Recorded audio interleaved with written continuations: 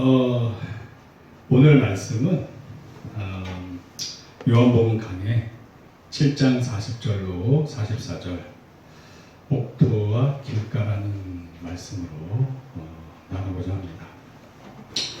자, 40절에 보면 어떤 사람은 이 사람이 참으로 그 선지자라 하며 그 선지자라고 했대요. 41절에 어떤 사람은 그리스도라고 하고 또 어떤 사람은 그리스도가 아니라고 그랬대요.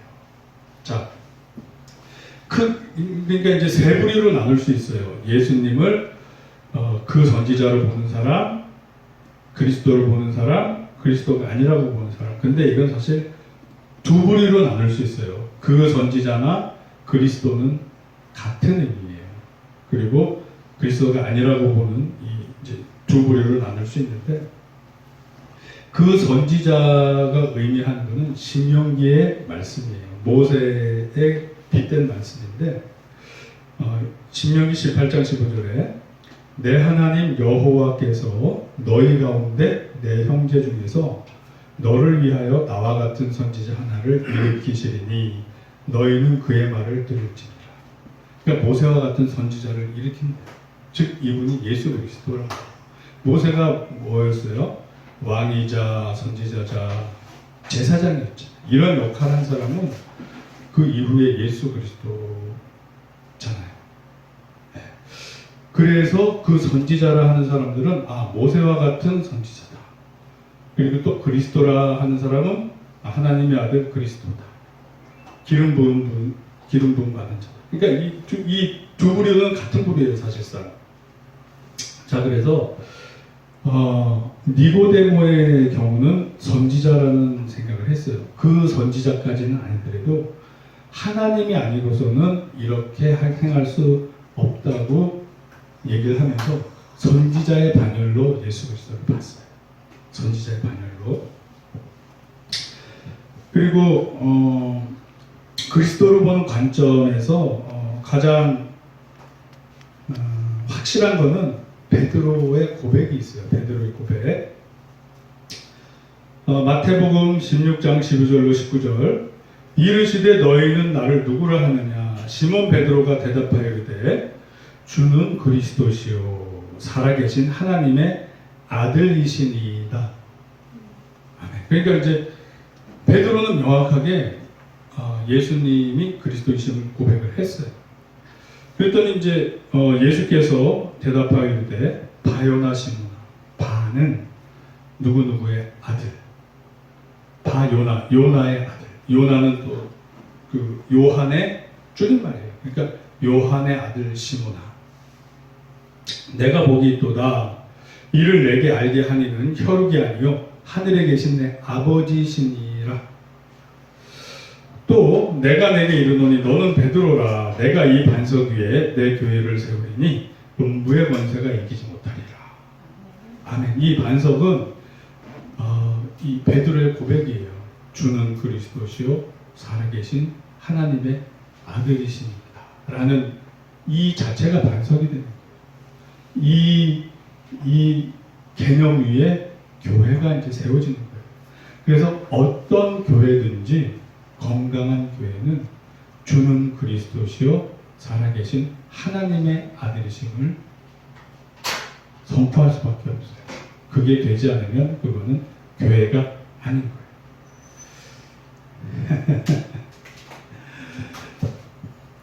내가 천국 열쇠를 내게 주리니 내가 땅에서 무엇이든 내면 하늘에서 내릴 것이요 내가 땅에서 무엇이든지 풀면 하늘에서도 풀리리라 하시고. 즉 이게 무슨 뜻이냐면 사도들이 이 땅에서 하나님의 복음을 전하고 전도해서 세례 주어서 가르쳐 지키게 하면 이 사람들은 하늘에서도 받아지는 거예요. 이게 우리의 역할이 이렇게 커요. 자, 그 다음에 베드로 말고 예수께서 하나님의 아들이심을 고백한 장면들이 또 있어요. 마태복음 27장 54절에 보면 백부장과 및 함께 예수를 지키던 자들이 지진과 그 일어난 일들을 보고 심히 두려워하여 이르되, 그러니까 예수님 십자가 지시고 돌아가실 때였어요. 이는 진실로 하나님의 아들이었도다 하더라. 아멘. 이들이 왜 그랬냐면, 이제 예수님께서 돌아가실 때 성소 휘장 위에서 아래로 찢어져 둘이 되고 땅이 진동하며 바위가 터지고 무덤들이 열리며 자던 성도의 몸이 많이 일어났고 예수의 부활 후에 그들이 무덤에서 나와 거룩한 성에 들어가 많은 사람에게 보입니다. 그러니까 어떤 막 이런 정말 뭐 하나님의 아들이 아니고서는 하나님의 아들이 돌아가신 경우가 아니고서는 일어날 수 없는 이런 일들이 막 발생한 거예요. 죽었던 사람이 살아나고 막 그런 사람들이 성중에서 돌아다니고 이 성전의 그 휘장이 두 쪽 나서 막 찢어지고 바위가 막 터지고 구약에서는 이제 바위가 터지면서 이제 물이 나왔죠. 예수님을 상징하는. 아무튼 막 이런 일들이 일어났어요. 그러니까 이제 하나님께서는 참 우리를 요모조모로 살피셔요. 왜? 우리가 예수를 그리스도로 믿게 하기 위해서 이런 장치들을 다 해놓으셨어요. 예수님 돌아가시는 순간에 막 이런저런 정말 정말 기적 같은 일들이잖아요. 이런 일들이 막 일어나게 장치를 하셨어요. 왜? 그것을 보던 백부장이나 이런 사람들도 자기 입으로 스스로 고백하잖아요. 하나님, 이분은 진짜 하나님의 아들이시다. 이렇게 고백을 하잖아요. 한 명이라도 더 예수님께서 그리스도라는 것을 알고 믿게 하시기 위한 하나님의 장치, 사랑의 장치였어요. 할렐루야. 할렐루야. 그러니까 우리가 그런 걸 깨달아야 돼요.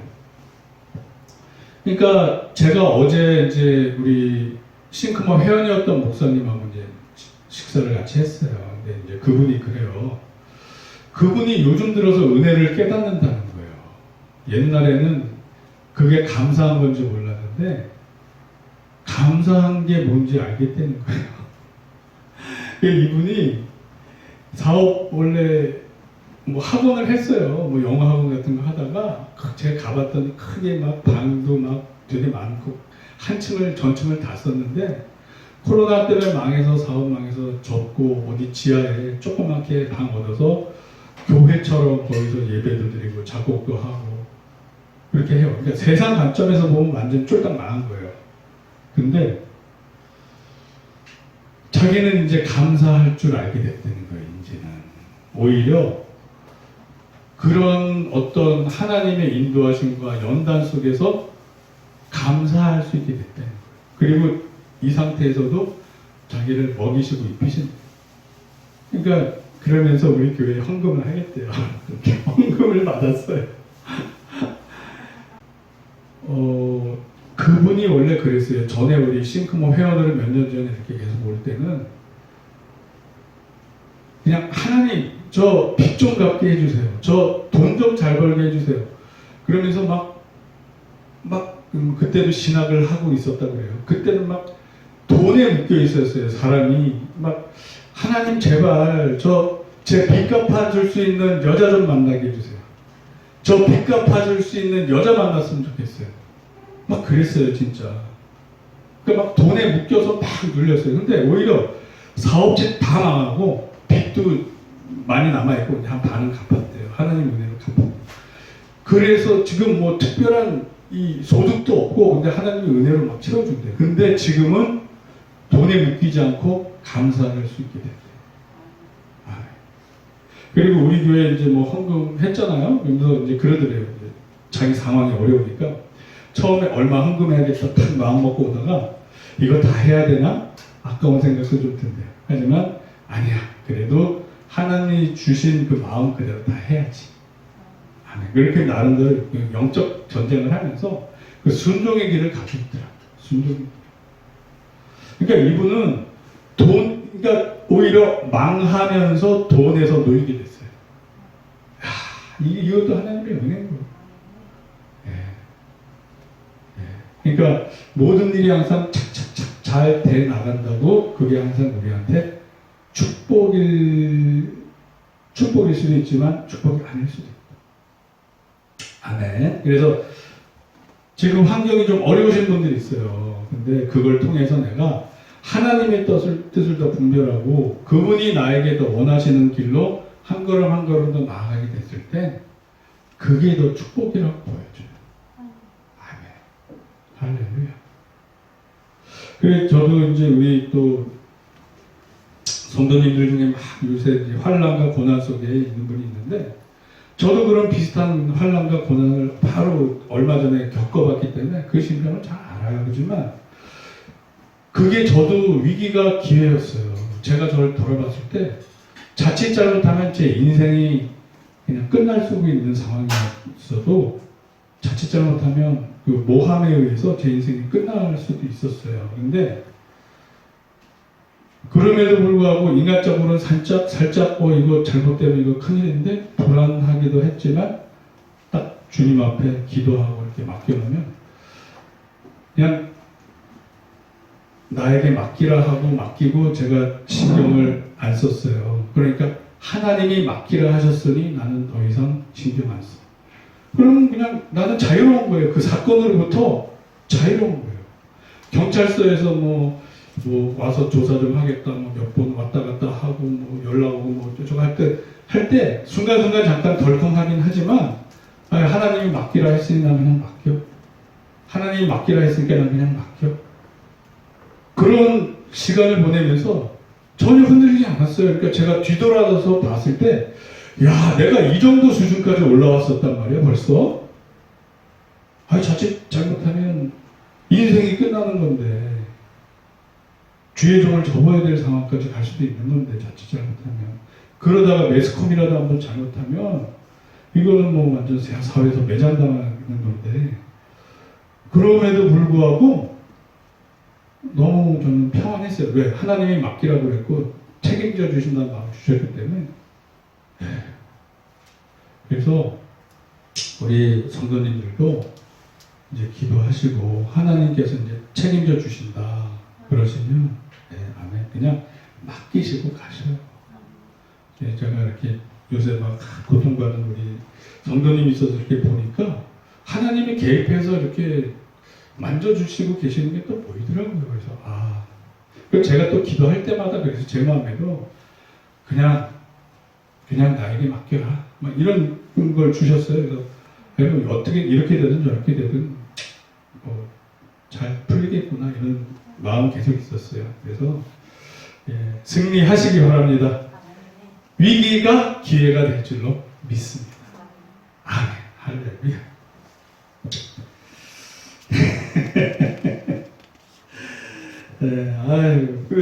이게 연단 하나님께 징계받는 동안은 힘들어도 그 이후에 의의 열매를 맺는다고 그랬어요. 베드로서에 나와요. 그러면서 더 내가 성장하는 거예요. 그러니까 하나님이 무언가를 우리를 테스트를 통해서 또 믿음이 성장하기를 바라시는 거예요. 그러니까 더 내 옆에 가까이 두고 싶은 사람은 이런 연단거리를 더 줘서 더 예수님과 친밀할 수 있도록 성장을 시키세요. 성장을 시키세요. 근데 그 과정이 좀 아파요. 좀 아플 수 있어요. 하지만 그거는 하나님이 우리를 티칭하는 방법이에요. 그런 거 없이는 우리가 정말 참 뭐라고 해야 되나? 좀 우리가 미련해요. 멍청해서 하나님 뜻을 미리미리 척척 캐치하고 알아서 척척척 성장하지 못해요. 그래서 우리 성경에 나온 이 훌륭한 믿음의 선배님들도 항상 시련을 통해서 성장을 하셨더라고요.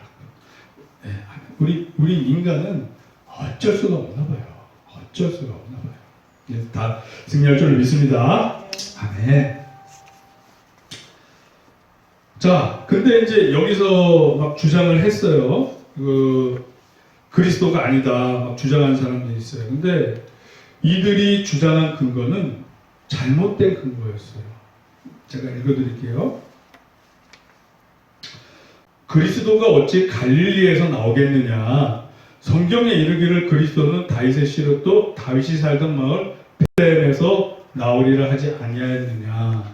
이렇게 이제 근거를 대면서 그럴싸하게 주장을 했어요. 그렇지만 이들은 하나만 알고 둘은 몰랐어요. 그러니까 예수님께서 이 나사렛에서 이 부모님이 계속 사셨어요. 그렇지만 호적하러 베들레헴에 가셨다가 베들레헴에서 다윗의 자손으로 예수 그리스도께서 탄생을 하셨단 말이에요.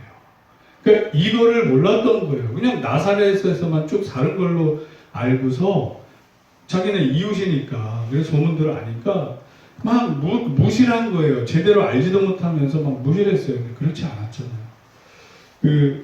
누가복음 2장 3절에서 7절을 제가 읽어드릴게요. 모든 사람이 호적하러 각각 고향으로 돌아가매. 왜냐하면 다윗의 자손 유다 지파이기 때문에 이 고향으로 돌아갔어요. 이쪽으로 베들레헴으로. 요셉도 다윗의 집 족속이므로 갈릴리 나사렛 동네에서 유대를 향하여 베들레헴이라는 다윗의 동네로 그 약혼한 마리아와 함께 호적하러 올라가니 마리아가 이미 잉태하였더라. 거기 있을 그때에 해산할 날이 차서 첫 아들을 낳아 강보로 싸서 구유에 뉘었으니 이는 여관에 있을 곳이 없음이로라.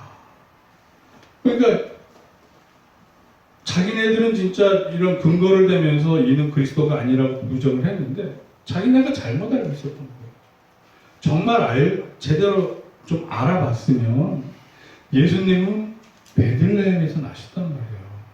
예언대로, 미가서의 예언대로. 미가서 5장 2절에 이렇게 있잖아요. 베들레헴 에브라다야 너는 유다 족속 중에 작을지라도 이스라엘을 다스릴 자가 내게로 나올 것이라. 그의 근본은 상고의 영원에 있느니라. 아멘. 이 말씀대로 이루어진 거예요, 사실. 그러니까 이 사람들은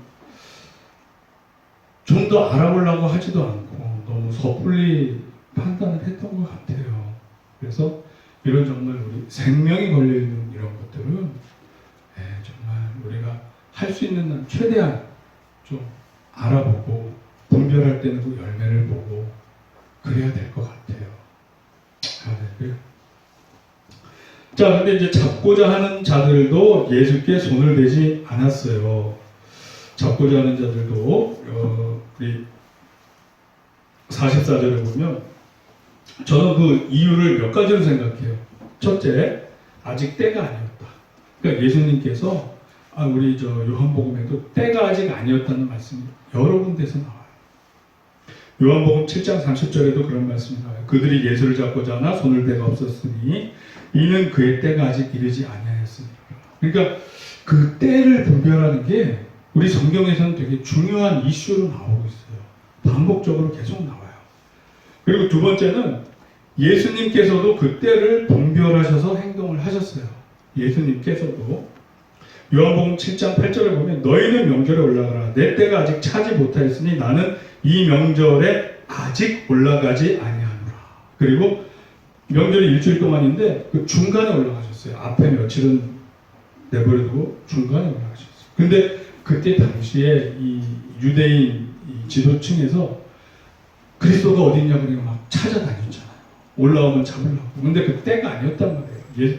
전에도 제가 말씀드렸지만 예수님께서는 6월절 어린 양으로 십자가 대속사역을 줘야 됐는데 이때는 6월절이 아니라 장막절이었단 말이에요. 그러니까 이 후손이나 이스라엘 민족이 예수께서 하나님이 예비한 어린 양, 6월절 어린 양이라는 걸 이해하기 위해서는 6월절에 돌아가셨어야 됐어요.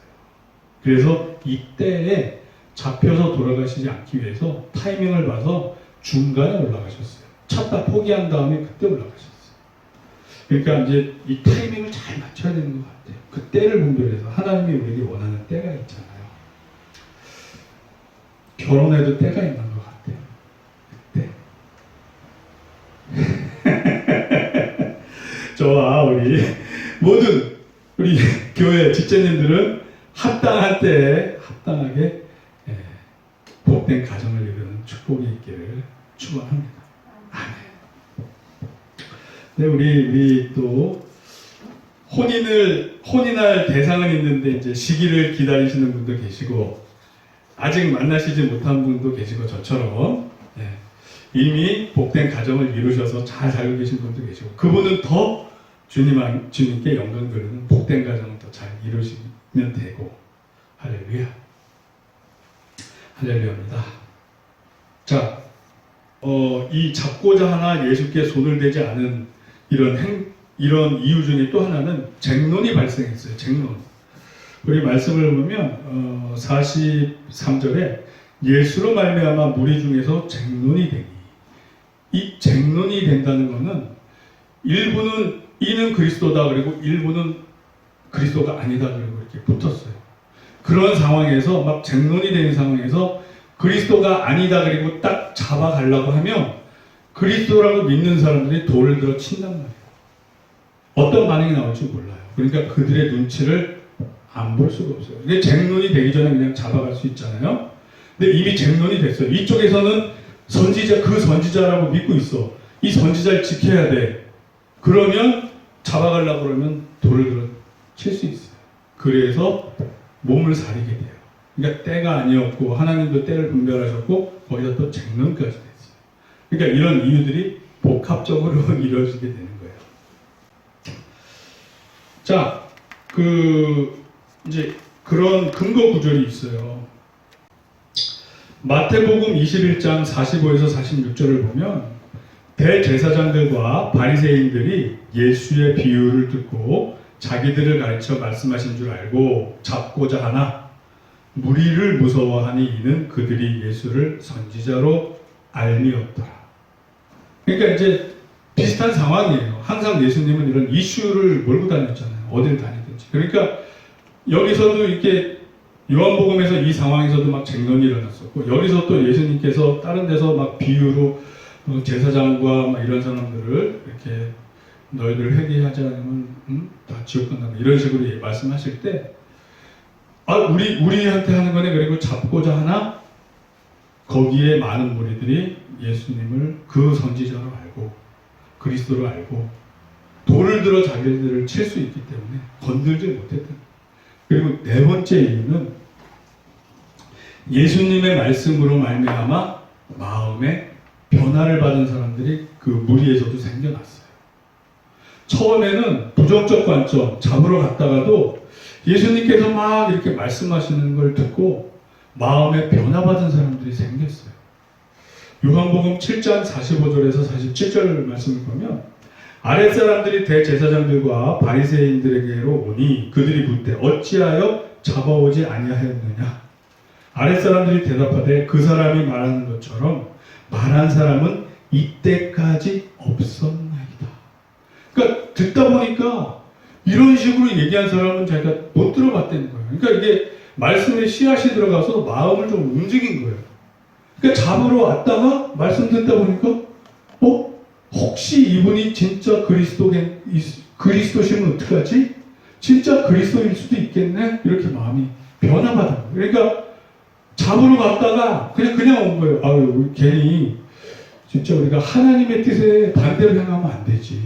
그냥 왔어요.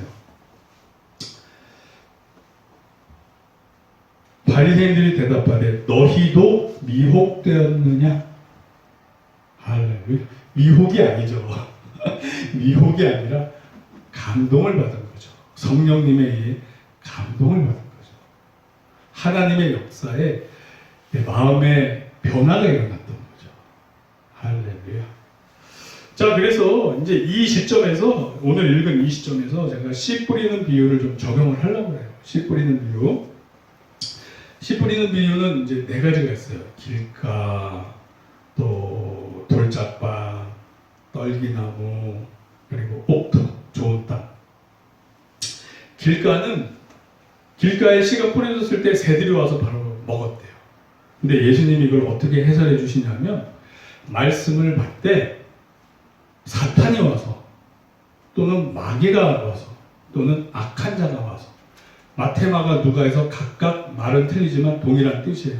사탄이나 마귀나 악한 자나 다 똑같은 뜻이에요. 그들이 와서 믿고 구원받을 것을 막기 위해서 그 말씀을 뺏어갔다고 해요. 그 말씀을 뺏어갔다고 해요. 믿고 구원받지 못하게. 그러니까 지금 여기서 예수님이 막 말씀을 전하는 가운데에서도 그 하나님의 아들이 직접 선포하는 말씀을 들으면서도 그는 그 그리스도가 아니다라고 하는 사람들은 여기에 해당되는 거예요. 길가에 뿌려진 씨앗인 거예요. 그냥 말씀 딱 듣긴 들었어. 근데 사탄이 와서 그냥 구원받지 못하게 그 씨앗을, 말씀을 확 뺏어가는 거예요. 그 상황에 처한 거예요. 이분들은 이 마음밭이 전혀 기경되지 않았어요. 전혀 기경되지 않았어요. 너무너무 간팍했어요. 그러니까 그냥 길가에 뿌려진 씨가 돼서 그냥 마귀가 그냥 팍 말씀 듣자마자 가서 채가는 경우가 됐어요. 그러니까 여기 예수는 그리스도가 아니라고 주장한 사람들이 여기 해당이 돼요. 그리고 이제 돌밭 비유는 싹이 나다가 뿌리가 자라지 못해서 해 뜨고 이제 말라 죽었다 그래요. 이거는 처음 듣고 기쁨으로 말씀을 받았지만 환난, 핍박, 고난, 시련이 왔을 때 넘어지는 자예요. 환난, 핍박, 고난, 시련이 왔을 때 넘어지는 자예요. 아멘. 우리 예수 믿는 사람들은 환난, 핍박, 고난, 시련이 왔을 때 이때 신앙이 더 깊어져야 돼요. 이 여기서 넘어지면 바로 이 돌짝밭에 뿌려진 씨앗밖에 안 되는 거예요. 그리고 세 번째는 떨기나무, 가시떨기에 뿌려진 씨인데, 이거는 가시가 자라서 열매 맺지 못한다고 그래요. 거기에 기운이 막혀서. 근데 여기서 제가 계속 반복해서 하는 말씀이에요. 이거는 우리 그냥 예수님의 진리의 말씀이니까 그냥 우리 개념에, 뇌에 탑재되어 있으면 돼요. 그냥. 그리고 우리 삶에 적용하면 되는 거예요. 이생의 염려, 재물의 유혹, 향락이 바로 이 가시떨기에 떨어진 씨앗이에요. 열매 맺지 못하게 그 기운을 막는다고요. 아까 제가 이제 얘기했던 그 목사님의 경우도 이생의 염려, 재물의 유혹, 그런 거에 흔들리시던 분이 오히려 연단받고 망하고 나니까 이런 이생의 염려나 재물의 유혹을 오히려 극복하게 됐어요. 오히려 한 푼이 아쉬울 때 오히려 하나님이 그런 마음을 주셨다고 우리 교회 와서 헌금을 하고 갔다니까요. 그리고 그때 저도 있었고 우리 집사님도 계셨는데 두 분 저 고기 사준다고 처음에 갈비 사준다고 그랬는데 우리 저 고나연 성도님 가게 가서 좀 이렇게 얼굴 익히고 이제 전도하려고 일부러 걸로 갔어요. 그래서 삼겹살을 사주시더라고요. 그러니까 이분은 연단을 통해 가시떨기에 떨어졌던 씨가 이 마음밭이 기경이 돼서 옥토로 변한 상태가 된 거예요. 근데 또 언제 흔들릴지 몰라요. 우리는 연약한 사람이니까. 그러나 어제의 상태만 봤을 때는 적어도 옥토가 됐어요. 옥토가 됐어요. 할렐루야. 할렐루야. 그렇습니다. 돌밭에 뿌려진 케이스가 베드로가 이 돌밭에 뿌려진 케이스예요. 왜? 예수님의 주제자로서 저는 남들은 몰라도 저는 배신 안 해요. 그랬지만 막상 예수님이 죽는 위기에 처하고 자기의 목숨도 어떻게 될지 모르는 환난 시험에 왔을 때는 예수님을 3번 저주하면서까지 부인했단 말이에요. 환난, 이 시험, 시련 속에 넘어졌어요. 그러나 넘어졌지만 완전히 넘어지지 않았잖아요. 나중에는 그냥 오히려 거꾸로 십자가에서 순교할 정도로 승리했잖아요. 그러니까 우리가 우리 마음밭 상태를 항상 뒤돌아봐야 돼요. 이 베드로도 한때는 이런 돌짝밭에 뿌려진 씨앗 상태밖에 안 됐었던 거예요. 그리고 지금 여기 가시떨기에 떨어진 이 씨앗에는 부자 청년이 거기에 해당돼요. 예수님께서 너 와서 재산 팔아서 이웃 나눠주고 나를 따르라 그랬잖아요. 나를 따르라. 근데 이 부자 청년이 뭐라고 그래요? 자기가 가진 재산이 많으므로 그 근심하며 떠나가니라. 근심하며 떠나가니라. 즉 예수 그리스도와 나의 재물과에서 나의 재물을 선택하라. 재물의 유혹에 빠져서 열매 맺지 못한 것. 뭐 예수님께서 재산 팔고 오라고 그랬는데 당장 못 팔겠으면 일단 따르기부터라도 하면 되잖아요. 순종하면서 따르다가 뭐 재산 뭐 이렇게 알아서 나중에 처분해도 되는 건데 그냥 그 이 재물의 유혹에 잡혀가지고 아무 생각도 못하고 그냥 예수님을 떠나가 버려요. 그냥 이 예수님께서 아무나 나를 따르라 그러시지 않아요. 뭔가 제자로서의 가능성이 있는 사람들한테만 와서 나를 따르라 그랬단 말이에요. 이 큰 은혜의 축복을 재산의 눈이 멀어서 그냥 놓치고 말아요. 나중에라도 어떻게 진짜 회개하고 구원 받았을지 그런 건 알 수 없지만 이 결정적 기회를 놓쳐요. 이런 분은 바로 가시떨기에 떨어진 씨앗의 상태인 거예요. 그러니까 마지막으로 좋은 땅은 30배, 60배, 100배 열매를 맺는다 그래요. 이제 누가복음 8장 15절을 제가 읽어드릴게요. 좋은 땅에 있다는 것은 착하고 좋은 마음으로 말씀을 듣고 지키어 인내로 결실하는 자니라. 그냥 열매 맺는 게 아니에요. 다시 한번 제가 읽어드릴게요.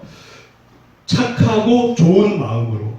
그러니까 우리의 마음의 상태가 착하고 좋은 마음의 상태로 있어야 돼요. 예, 그러니까 평상시에 예수님을 잘 섬기고 그 평안 속에 있어야 돼요. 미움, 시기, 질투, 막 분노 이런 거에 있으면 이게 착하고 좋은 마음이 아니잖아요. 그 열매 맺기 힘들어요. 그래서 용서하고 원수까지 사랑하는 마음으로 용서하고 착하고 좋은 마음을 딱 유지하고 있다가 말씀을 듣고 지키어 인내로 결실하는 자입니다. 그냥 결실하는 게 아니라 뭐라고요? 인내로 결실하는 자. 이게 성령님으로 충만해서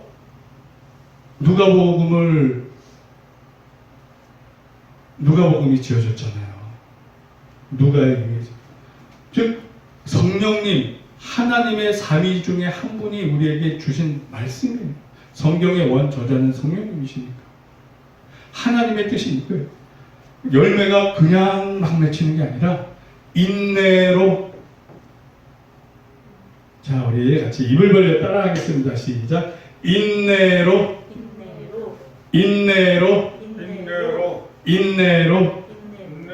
아멘. 자, 이제 결론 내리겠습니다. 하나님께서 지금 이 순간 내게 들려주시는 레마의 말씀을, 내게 내 심령에 들려주시는 레마의 말씀을 잡고 착하고 좋은 마음으로 그 레마의 말씀을 잡고 인내로